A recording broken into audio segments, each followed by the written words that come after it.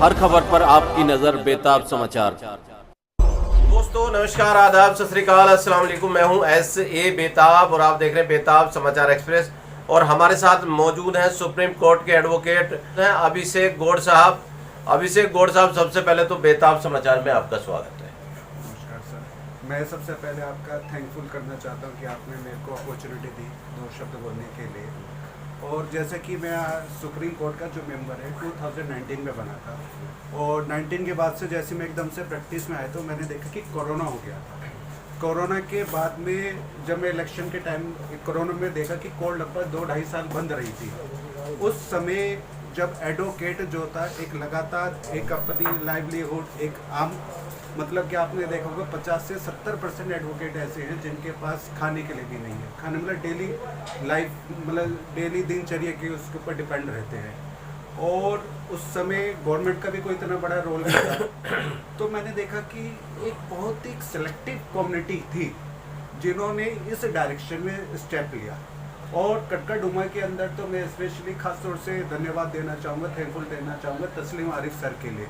इन्होंने जो जितनी नीडी एडवोकेट नहीं कहेंगे, अगर बात खाने पीने की बात है कि अगर आप मान लीजिए किसी के परिवार में 4 आदमी हैं, 4 में से 2-3 आदमी बीमार पड़ गए, उनको फर्स्ट एड प्राइमरी ट्रीटमेंट की रिक्वायरमेंट है।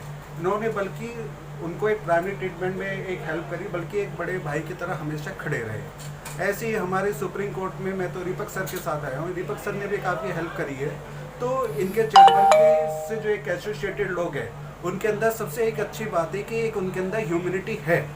और मैं कहता हूँ कि एक शादरा फैटर्निटी के अंदर देखिए, आप शराब के दम पे, पैसे के दम पर, रिसोर्सेज का यूज़ कर से बोट खरीद लेंगे, बेच देंगे, लेकिन इससे आप जहाँ आपकी लीगल फैटर्निटी के सामने सबसे बड़ा चैलेंजेस क्या है, एक एडवोकेट एक्ट के साथ अमेंडमेंट करा जा रहा है जहां आपकी जो राइट टू एक्सप्रेशन है उसको ख़त्म करा जा रहा है।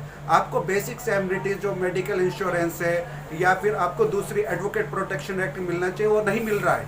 लेकिन इसलिए मैं चाहता हूँ कि एडवोकेट से कि वो सिलेक्शन में बढ़ चढ़ के पार्टिसिपेट करें और ऐसे लोगों को अपॉर्चुनिटी दें जो कि बल्कि एक अच्छे एडवोकेट के जो है लीड करें। अगर एडवोकेट पूरी हिंदुस्तान पूरी दुनिया की लड़ाई लड़ता है, लेकिन उनकी लड़ाई कौन लड़ता है? अगर मान लीजिए मैं वकील हूँ, मेरे पास सामने तो क्लाइंट आ रहा है, मेरी बात कौन रखेगा? मेरी बात रखेगी बाहर के लोग। और बाहर के लोग कौन होंगे? बाहर के लोग जो अच्छे बाहर के लोग अगर सिलेक्ट होंगे वही तो मेरी बात रखेंगे। तो इसीलिए मैं कहता हूँ कि इसलिए मेरी तो आप तस्लीम आरिफ एडवोकेट साहब जो जॉइंट सेक्रेटरी की पोस्ट से लड़ रहे हैं, उनके लिए आपका क्या कहना है? देखिए सर, बहुत ही अच्छे व्यक्ति हैं, है ना।